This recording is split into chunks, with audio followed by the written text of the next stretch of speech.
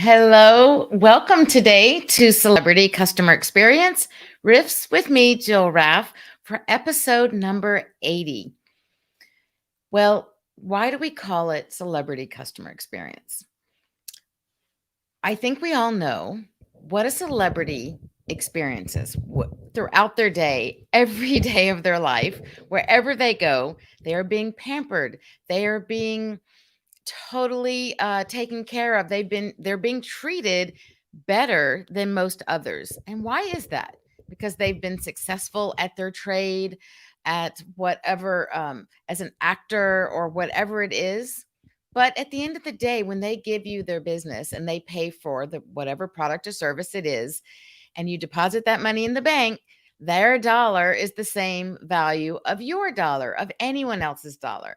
So I believe that we all need to be treated like celebrities and therefore celebrity customer experience. Now, my philosophy is based around the idea of EX to CX. When you establish great employee experience, you will deliver great customer experience. Or for that matter, if you don't have a great culture where you have great employee experience, I can pretty much guarantee you your customers will not have a great experience as well.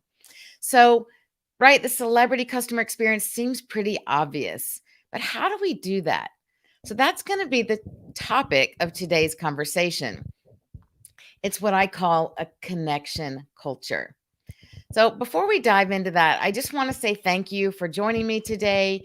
Even if you're watching the replay, the recording, thank you. Please tag me. Let's create the conversation. It's so much more fun and much more interesting to have a conversation around these things. And I'd love to hear your feedback, your ideas, your input. So, let's dive right in. Okay, connection culture. What does that mean? How do you create that? Why is it important? Well, I believe that culture is something that goes through every piece of your business. It should be a part of your employee journey. It should be a part of your customer journey. You want your customers to also feel very much connected, that there's a loyalty and a commitment, and that comes about through establishing this connection culture that is then imparted and exemplified and lived into by your employees for your customers to experience that. Okay, so let's start at the beginning. Of course, I believe that it starts in the inside and at the top. It's why I call my process, my proprietary process is named the Inside Out Framework. I think it does have to start in the inside with your leadership, not only your managers, but your leadership really understanding what is their goal, what is their purpose, and how do we solidify that and create systems around that so that we have consistency. I'm hitting on a bunch of key, really big topics, but you could dive into many of them just with that, just one of those things. But I want you to hear some of the, excuse me one second, sorry about that. Some of these keywords about consistency, right? Culture, leadership, not just manage your people, but really lead them. And at every level, I believe we should create leaders at every level. And how is that done? It's through this culture that you are creating, starting with your core values, your high values of what your brand stands for, what the brand purpose is. What is, when someone comes to buy from you today, more important than ever, customers want to know, what does this brand stand for? They want to support and give their business to brands who believe in the same things that they feel are important. Now, this is really important because there is so much competition today. I can guarantee you, no matter what you sell, what product, what service, you will find people who can provide the same thing. But how do you differentiate yourself? How are you different than the others? You must distinguish who you are so that people say, I want to go to XYZ, to the name, right? Insert the name of your business to buy this. I want to go to your business name to experience this. I want to go to the name of your hotel because I know what I'm going to get, what I'm going to be how I'm going to feel, how I'm going to be treated, right? There's an expectation piece in there. So let's just break this down a little bit. To create that connection culture, we established it starts at the top, it starts inside, but it is emanated not just top to bottom or even bottom. And I say bottom, I don't mean anything. There's no judgment about that in terms of it's hierarchy of task, of leadership, right? So you have to listen to your people. So it's also your front lines talking back to you, and you really, as leadership, being open to hear what they have to say, to create it systematically, to find events, activities within your company so that you can hear what they are hearing from their customers. They are your first main source directly tapped to your customers. Those are your people you should be speaking with and listening to openly, non-judgmentally, even hearing anonymously so that you can get the truth from your people. That's what you need and that's what you want. So it works both ways, up and down vertically, but it really works horizontally as well. It works across every silo, every department of your business. In order for this to be successful, it has to be up and down, sideways, and really what I think of as the synergistic cycle, this beautiful circle of educating, of engagement, of empowering, of entrusting, getting feedback, getting referrals from the top at the internally from the beginning and externally as you go around the circle, and it keeps going. It doesn't ever finish. It's not like, okay, we've achieved this point and that's it. We're done. We're good. We're filling our seats. We're filling our rooms. Our day rates are up. I've sold this many packages. I have this many new clients, depending upon what it is that you sell. And I always say, it really doesn't matter. I'm asked often when I speak or on podcast in the preliminary parts or actually on the interview, who are my ideal clients? And for me, it really does not matter what you're selling. People are people first and customers second. And I think that's the key. And I'm all about creating a culture within a company, helping. I can't create it. The people in the company have to, but I like to assist them to give them fresh eyes, fresh ears on helping them create the systems that are right for their brand specifically.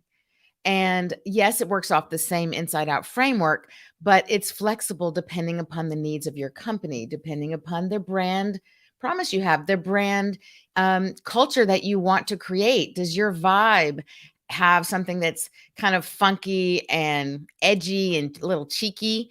Or is it something that's very corporate, very strict, very personal and very formal and, wouldn't use certain language, right? You think about that in your marketing, it really touches into every aspect. So you have to be brand consistent.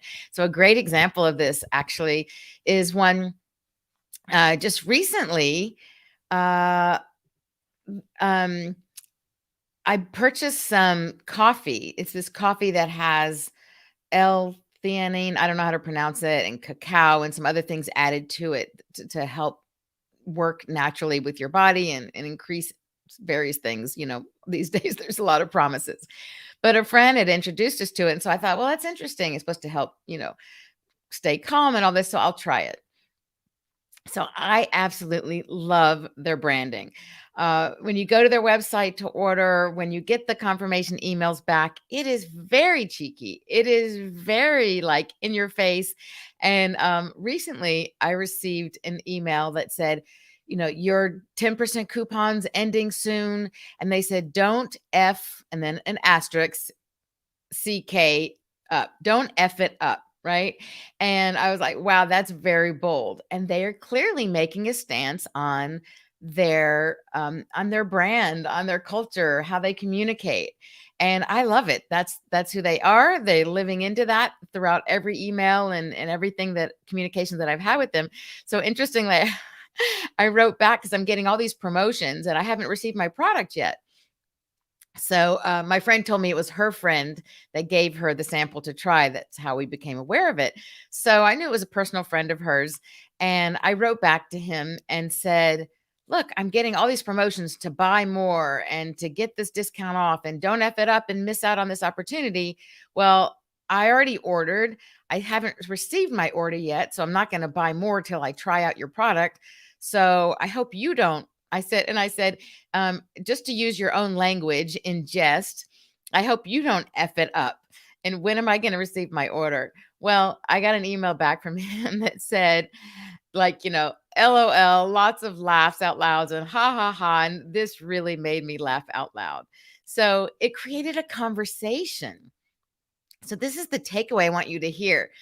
By them living into their brand and being consistent across the board, I knew that's who they were and I played back into it. And so it created engagement with the customer. And even though I don't even know them yet, I already love just the whole interaction.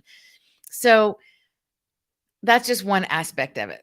Okay, so going back to connection cultures, I think to create that connection culture within your company, you need to first make sure that you have alignment. And that means looking at what I call the gaps in your company. I do a gap analysis for companies to figure out where is the break in perception between what leadership thinks is happening and what your frontline or even your mid managers are feeling of their experience. There is often a huge disconnect. Bain& Company did a study saying 80% of leadership thinks they're delivering a superior experience, while only 8% of customers agree. And I would go so far as to say those customers also would entail, in reality, would entail your employees. Your employees are your internal customers. They're your frontline customers.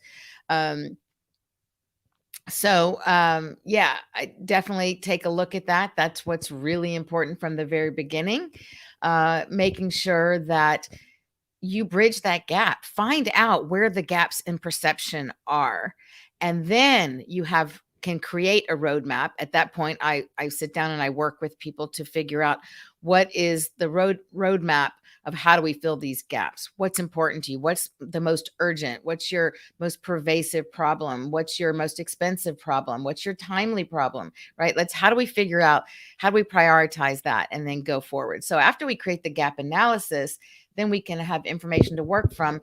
And what we find is that most of the time, there is a lack of expectation management going on. It's why my next piece is called expectations management, because your people cannot feel connected to one another. They will not understand what you're about. They will not know how to interact with each other and your customers. They may not know how to perform their skills, and let all of these things, unless you have established and educated them on what's most important. Create those expectations so that you can hold people accountable. There is no way you can hold people accountable if they don't even know what's expected of them. And really, it's mutual, right? The employees have a right to have expectations of their company.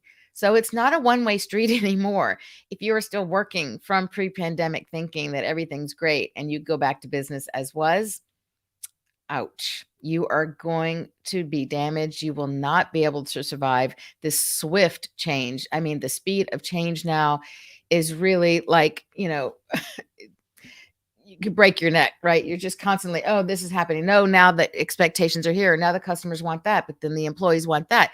The change is happening so rapidly in technology to meet the changes that we experience with pandemic. And once customers have experienced something new, once the employees have a new scenario, that is going to be establishing your starting point for going forward. It's not going back. So first and foremost is to recognize that and adjust your culture and your company accordingly. And the new culture isn't just about playing ping pong or having pizza lunches delivered or, food and snacks in your refrigerator.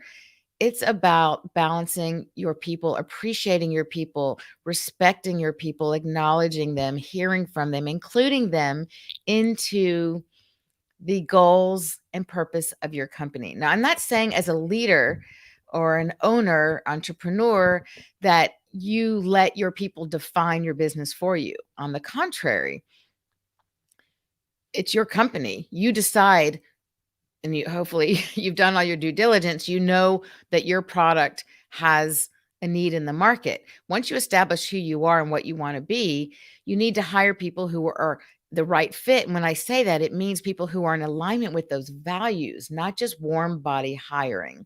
These elements are all a part of what it takes to create that connection culture that's bringing on the right people. Uh, Stop doing warm body hiring. That's what's happening everywhere now because it's really hard. Staffing is a big problem, and I get it. But to just hire anyone because of, it's a warm body to throw out on the floor, it's a mistake. It's a band-aid, but it will hurt you in the long run. It's going to affect the energy, the motivation, the camaraderie, the cohesiveness of your team that exists. And you'll end up with a greater turnover, and you're exacerbating the problem. So, oh gosh, so much could be talked about with just that one issue alone. But anyway, we won't go into that right now, but I just want to emphasize that when your culture, your team, your employees feels connected to one another, that's when you find that you are having relationships established, and relationship marketing, relationship employment, that is going to provide you with the long-term investment of your employees into your people. And that's when your costs will be cut. Business owners are always looking at the bottom line as the most important thing.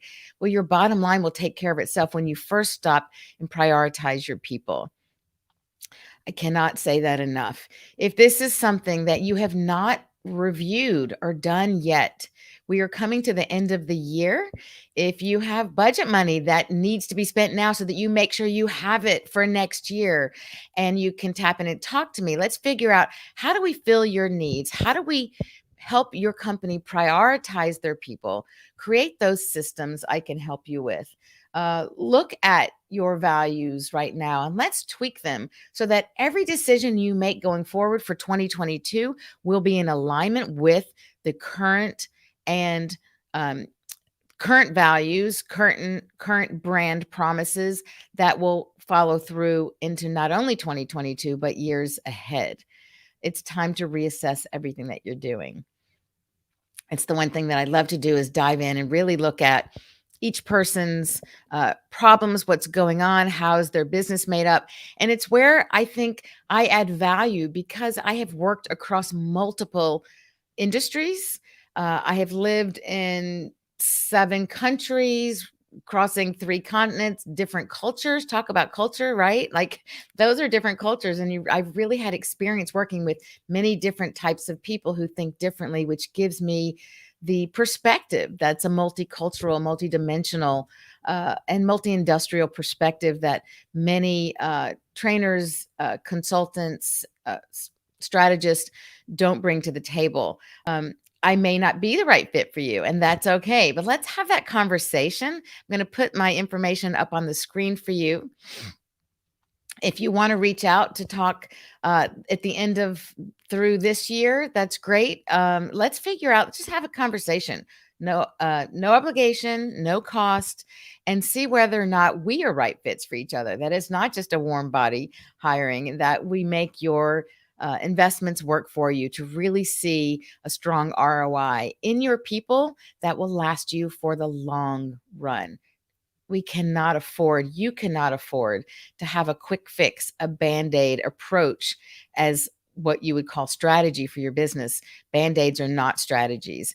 They're putting out fires. They're quick fixes. It covers the wound, but the wound is still there underneath and will come up again. So, just like following the metaphor, right? With the doctor, you go to the doctor to diagnose what's going on.